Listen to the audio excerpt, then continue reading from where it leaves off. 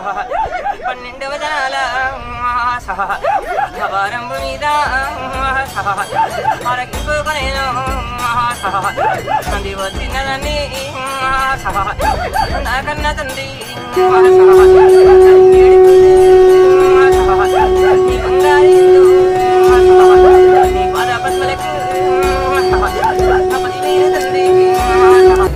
అమావాస్య గడియనాడు అంది వచ్చే భక్తులను భక్తుల బాధలు